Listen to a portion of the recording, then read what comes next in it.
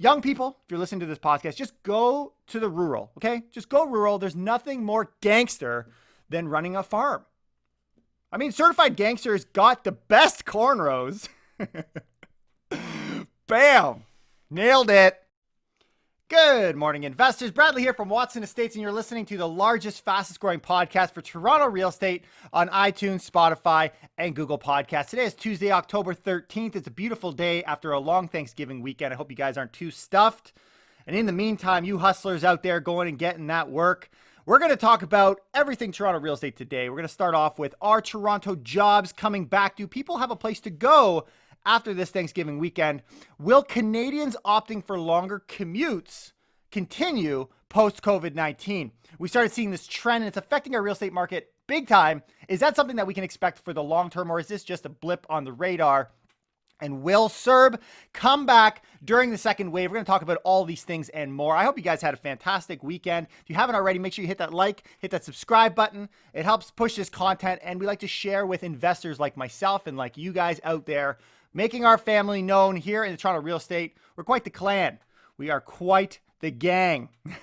Speaking of gangs, today, the biggest article in real estate is not all that related to real estate, but it kind of is. This is the headline from thestar.com. Canadian businessman, Toronto real estate firm implicated in multi-million-dollar offshore tax scheme in Channel Islands. Here's what they say. A cache of nearly 350,000 documents. Sounds like the FinTrack forms. Leading to international journalists, included the Toronto Star, so they received these papers, detail the corporate empire of Canadian-born businessman John W. Dick.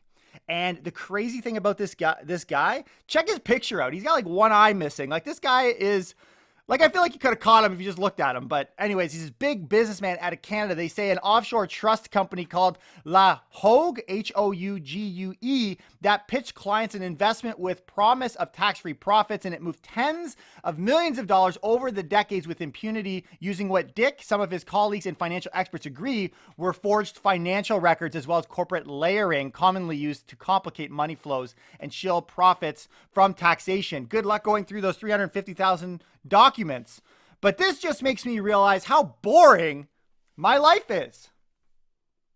The most gangster thing about me, if I really think about it, this morning, I used Gmail. I don't know if that counts.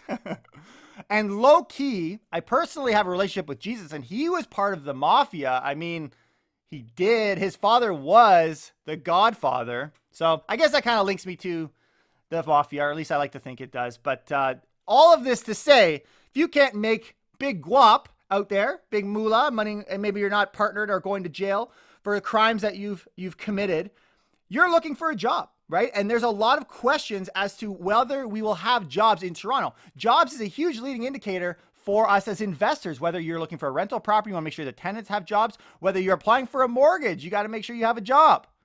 Well, the Huffington Post, my favorite article today. I like to put this good stuff first. Toronto, Vancouver, jobless rates now among the highest in Canada. And this article does not fail to deliver. Listen to this. There's no such thing these days as a great place to find a job. But if you need one fast in the pandemic, forget Toronto or Vancouver. You'd be better off in Manitoba or Saskatchewan. The pandemic shutdowns have turned Canada's job markets upside down, and the previous engines of job growth, the big cities, historically, are sputtering, while some previously sluggish smaller centers have come out surprisingly strong. Here's the stats. At 12.8%, Toronto has the highest unemployment rate of any of the 33 metro areas tracked monthly by StatsCan, edging out Calgary and Edmonton at 12.6. So we just beat it. We just came first in being last for employment. This prompted Toronto to plunge, listen to this, 21 spots out of 33 on its latest labor markets report card from BMO Economics to 30th out of 33 cities. Who's the loser? The biggest loser is Peterborough, Ontario, who has that unenviable title. The unenviable title of worst job market. So that's to say Peterborough is like the GTA's hobo gangsters. Word on the street is they're ruthless. Knock your teeth out. All right.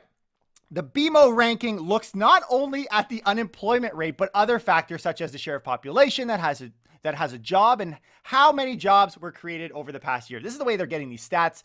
And quote from BMO economist Robert Kavcic says, there has been a shakeup at the city level as larger centers have taken the brunt of the losses. Does this come as any surprise to you guys? Really? I mean, I'm seeing everything getting flipped upside down. Many of the industries that have seen the largest declines are particularly concentrated in the larger cities, such as hotels, restaurants, major league sports, and air travel. The travel and tourism industry has just been spanked. Fun fact for those of you in Southern Ontario, smaller cities who are reliant on trade with the U.S. are also down about 10% compared to last year. So it would seem anyone who's kind of connected to foreign or international or relationships or trades, any of these things have been hurt. But Canada as a whole, if we were to look overall, sits around 3.7%. How bad is it we're over 12 here in Toronto? You'd think the powerhouse of the country, no? Yet I still sit here on this podcast and argue Toronto is the best city in the world. That's my thought. Prove me wrong in the comments below. Your anger will fuel our channel further. Funny how that works. At the top of BMO's rankings are a bunch of unlikely heroes. Smaller cities in Quebec, the Maritimes, the Prairies, that haven't been hit by the lockdowns. This is really what the conversation is, right? The ones that aren't connected much seem to be doing quite well. Remarkably, a few of the cities at the top of the list actually appear to have more jobs today than a year ago. So not everybody has been hurt. Shout out to my friends in London, Ontario, who rank 8th on the list, and they're actually up employment-wise 2.3% from a year ago. It's no wonder London has seen unbelievable growth. I feel like it was a couple years ago. I'm like, yeah, you can get a property for $200,000-$300,000 in London. It's stupid, guys. The average price in London is up 28% in the past year alone. Real estate agents credit a wave of new residents coming from Toronto. So here's the question. Will it all last? Or is this just a temporary blip during the pandemic? Whatever that decision is, you as investors make that call. Your investment dollars should be making that call, right? Like if you're going to say people are coming back to the city, invest accordingly. If you're saying people are going to run from the city, invest accordingly. Not even, they say, the most confident experts are willing to take a bet on that yet. Well, I'm quite confident and I think it's coming back to the city. So, Then again, I'm just a stupid guy with opinions. We won't dwell on the current rankings given major swings in the data. Smaller cities can look wonky even in the most stable of times. Still, you might want to widen your job search to include Winnipeg and Halifax these days. You never know. And that's the way the article reads. Whatever that looks like for you guys, invest accordingly. I actually took a poll. I mentioned this in a few podcasts back. And most of you tend to think that the jobs are going to go further out. The opportunity in the next 5 years is going to be in the suburbs more so than the city. And you might be right. You might be right. But is the city a thing? Is that a future thing? Or is the city a joke? Something of the past, historic, not something we would ever go back to. So the jobs, though, have left the city. And for the gangsters still with a career downtown, what are they doing? Well, just because they have a job downtown doesn't mean they're going to live there. They're opting to commute from the suburbs. And this is what's flipped it all on its head. And by the way, those gangsters, they're the worst ones because they're packing. So let's talk about a Global News article today. Came out, will Canadians opting for longer commutes post-COVID continue? And the article reads, Canadians opt for longer commutes as home prices grow in the suburbs. Is it not a temptation to move to the suburbs if price appreciation is happening most in the suburbs? I mean, look at the low rise. We say, look, low rise is generally good and the condos are being spanked. At least that's what the news has picked up on. But we've found in our recent search, in an article we read just on Sunday, this weekend, whatever we did, this long weekend threw me right off. But we found that the semis and the detached have actually been coming down in price even down in the main city of Toronto from June and July. So they're even suffering. Now, again, seasonality, I believe, plays a lot into that. But meanwhile, in the 905, everything is up. Every housing type is up. Is that not a reason to invest in those communities? I mean, I want to be where the money is. I think you do too. For Al Figueredo, the scenic drive down Highway 116 to Crystal Beach was enough to convince him to leave Toronto. Figueiredo says the extra space, newer home, and slower pace of life were worth the punishing 1.5 to 2 hour drive to Toronto. Nice commute, buddy. Even if Zoom classes end and Figueiredo is expected to return to the classroom full-time, he says he prefers the company of his commuting radio station, CHFI, or in your case, Toronto's #1 real estate podcast. Hit that subscribe button. I love you, friends. To cheerless interactions with neighbors in the city. God forbid you talk to your neighbors. As prices rise in the suburbs of major Canadian cities, telecommuting workers like Figueiredo are looking further afield than they would typically consider a, quote, comfortable commute. 1.5 hours to 2 hours sounds quite comfortable to me. But people wouldn't have agreed pre-COVID. The stats say a survey by Robert Half suggested about 36% of commuters pre-COVID, pre-pandemic, felt their commute was too long. So more than a third of people already believe their commute was too long, with respondents' commutes averaging 53 minutes each day. So if the average commute is 53 and a third of them don't like that, and yet Buddy over here likes to go 1.5 to 2 hours, they say this is far less than his round trip of 3 to 4 hours a day. So did COVID make us like commuting? Or have we just lost our mind? Did we just break our minds here? Right? Because we weren't comfortable with this before. What about COVID made you more comfortable with commuting? Is it the enticement of getting a higher appreciation, double digits, 28% in some smaller cities? I saw that somewhere while I was looking through these articles. It might pop up here. You're getting crazy returns in these low-rise communities. Why invest in the city? That's worth 1.5 hours to me. $100,000 a year doesn't sound like a bad income. Why work at all? Well, telecommuting, they say, has been normalized by lockdowns during the COVID-19 pandemic, and that absolutely helps. But the rising cost of buying a home in the suburbs also plays a role. So the big argument you'll hear is affordability. And that's been the ongoing story. But I do tend to think now it's getting to a point of craziness where people think, well, why would I invest in the city? The money's not there.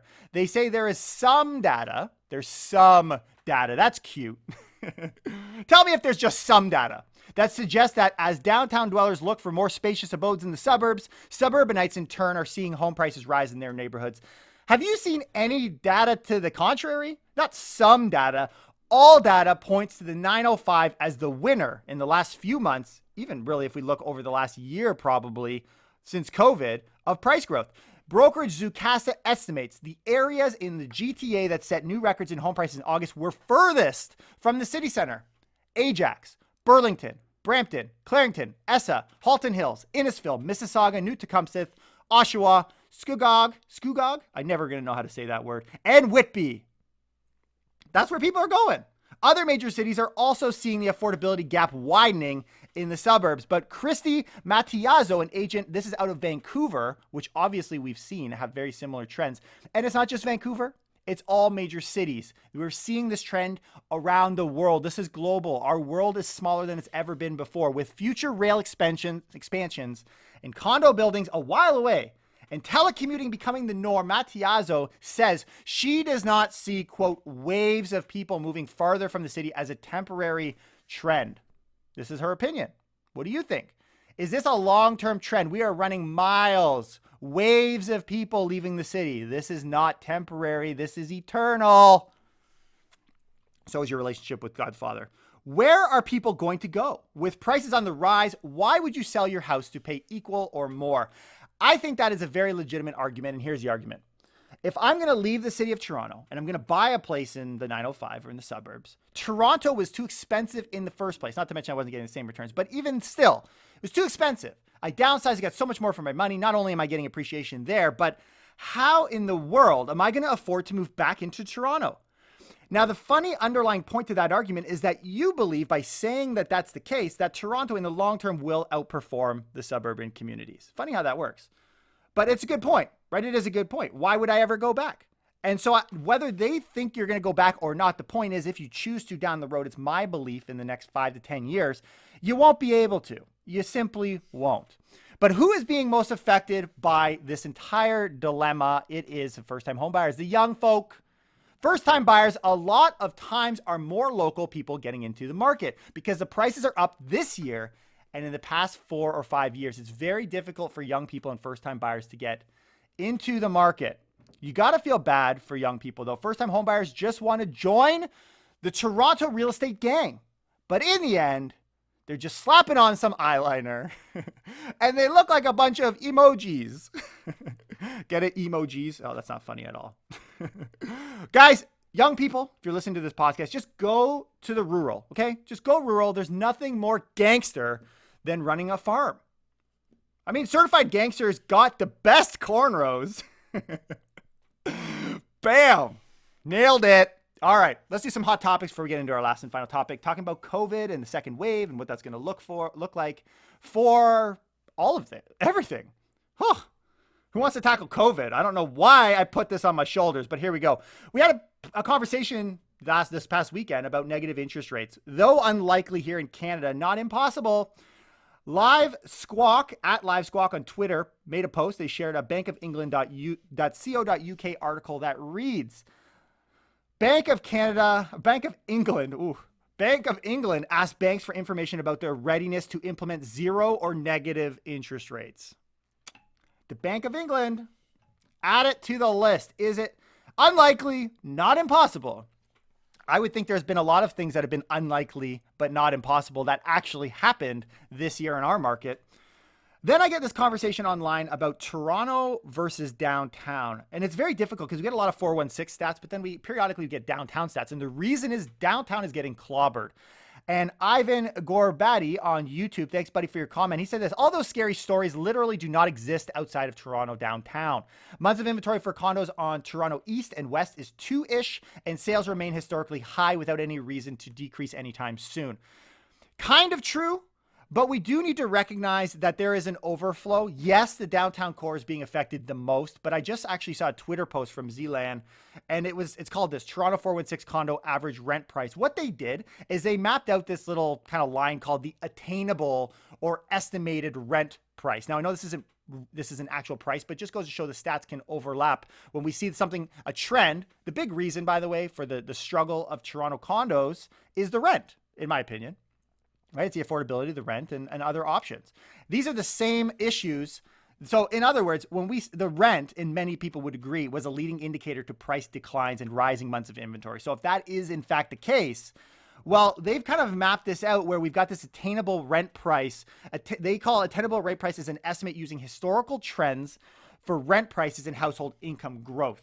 Now, however they do this chart, what we're seeing since 2019 is we do see a steep drop in Toronto. That is all of 416 condo average rent price. So all this to say, they say Toronto 416 condo rents are about to dive below fundamentals, and in brackets, downtown rents are already there. So just because it's been downtown condos that have been hit the most, don't feel like because you're in the 416 in these areas with 2 months of inventory that you are completely immune.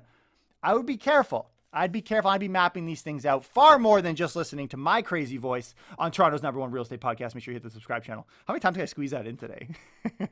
Like a bouse. All right. We're going to get into actually, this is another hot topic. This is a fantastic hot topic. Coming out of the States, America's largest landlord adds $1 billion for its house hunt. Invitation Homes, Inc., the country's largest, this is the States, rental homeowner on Wednesday disclosed a joint venture with Boston property investor Rockpoint Group, LLC, that will result in more than $1 billion for landlords' ongoing house hunt. They're putting money down to buy more houses, okay? Invitation, which owns about 80,000 houses, has been buying at a clip of roughly $200 million a quarter since a pause at the onset of the coronavirus lockdown. It sold $448 million of its new shares in June to fuel its expansion, and the agreement with Rockpoint will add enough cash to buy about 3,500 more homes. So if rentals are so bad, why are the real estate whales, the biggies, buying so much property? Let's call up our local Toronto gangsters. I mean, now that we know we got those guys on call, to interrogate them and find out why. Well. Look who we got here.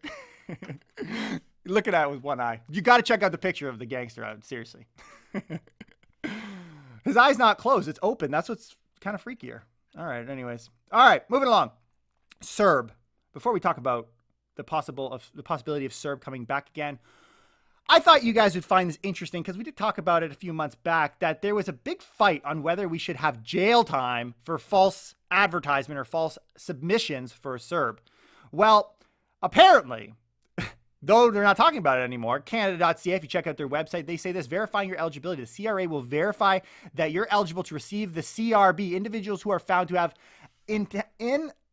intentionally made fraudulent claims may face additional consequences such as penalties or possible jail time. So you thought it was bad they're going to attack your CERB. Well, now they're going to throw you in jail for CRB. You're getting a double lifetime sentence here. Fraudulent CERB applications could land Canadians with $5,000 fine or jail time. That was an article back in June 9th. That's when we originally talked about this. This possibility of jail time is not off the table.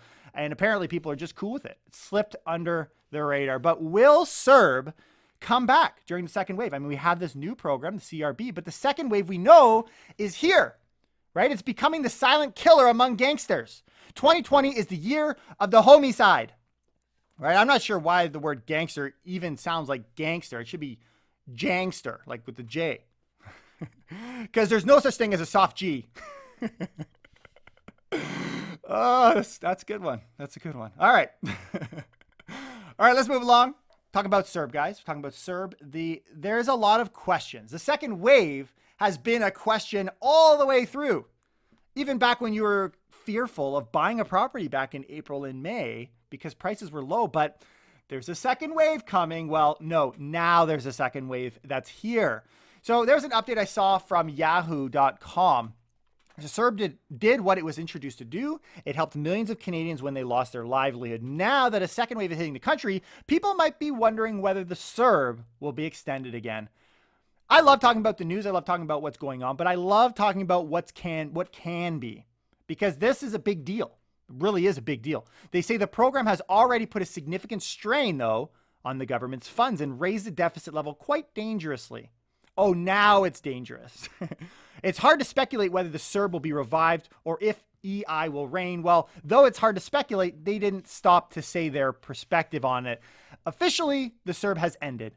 Most would be transferred to the EI, and the ones who don't qualify will be switched over to the other three programs the government has introduced to replace CERB.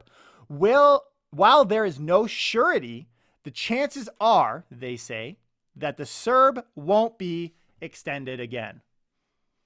The CERB was already a temporary benefit, and even if it is extended, I love how they add this as a footer, it would be for another limited spell. Duh. That's kind of what the CERB is for, right? That's what the CERB is for. But they're comfortable saying it won't happen again. But CERB is likely, if you think about it, the biggest reason that we didn't completely destroy our country when we had the closures. The government forced the closures, and they backed it up with CERB. They forced the closures and didn't back it up with CERB. We'd have a problem. It's why both parties, we had an anonymous decision. I guess it was anonymous. It took a while for them to tell us anything, but it was a unanimous decision for them to have CERB, for them to make closures. Everybody agreed. Even the church agreed. And if we avoid closures, then we avoid CERB. This is my thinking, guys.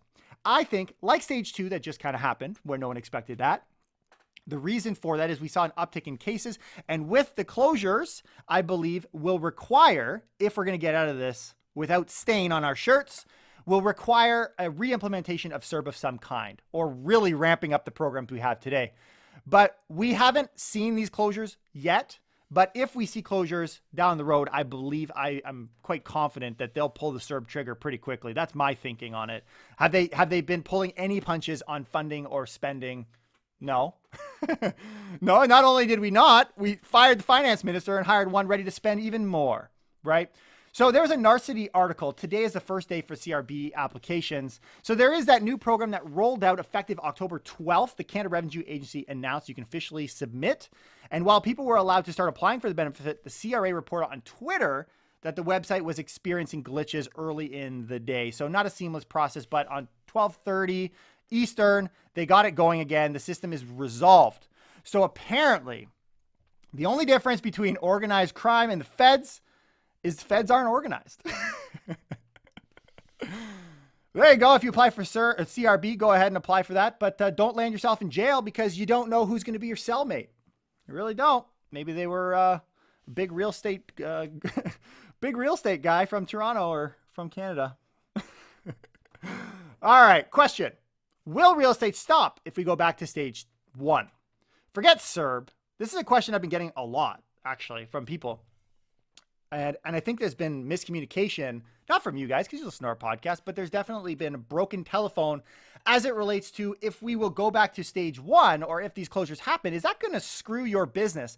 And I think it's coming from the perspective of a lot of realtors saying my clients are pulling back because there's naturally a lot of fear that will come with an uptick in cases because you don't want to get on a falling knife, just like the first wave. Well, when you ask me this question, if we go back to stage one, is it going to affect real estate? It'll affect psychology, but it will not affect real estate. Remember, during stage one, real estate was designated as an essential service, and I don't think the closures will be to the same extent anyway. So I don't think there's any doubt in my mind that real estate showings will continue. Whether they actually happen will be a different story, but the protocols are in place. What will get canceled and has gotten canceled is open houses. That's already the case. And many people are saying, don't do them anymore. But meanwhile, we've got cases climbing. Just under 1,000 came out yesterday, 975 and 14 more deaths. My question to you guys, I guess is a great conversation, is do you believe that CERB will be revived? Do you think that's something that will need to or will happen, whether it needs to or not? But with the climbing COVID numbers, this time in history is not for the faint of heart. Climbing death counts can make you, in many ways, feel sick. Stay strong, Toronto. Because you know what happens to a TO gangster with a weak stomach. He'd be throwing up gang signs all day. We'll have some fun here. I hope you guys have a fantastic week. Tomorrow in our podcast, we actually have a guest, Susan Livermore, aka the Millionaire Mom, is joining us on the show. Going to talk a little bit about how she does second unit conversions up in Barrie. It's a fantastic conversation, a lovely woman, and adds a ton of insight. I love having great guests, and you guys deserve the great guests. Enjoy that, and I will be back with you later in the week. Take care and keep it real.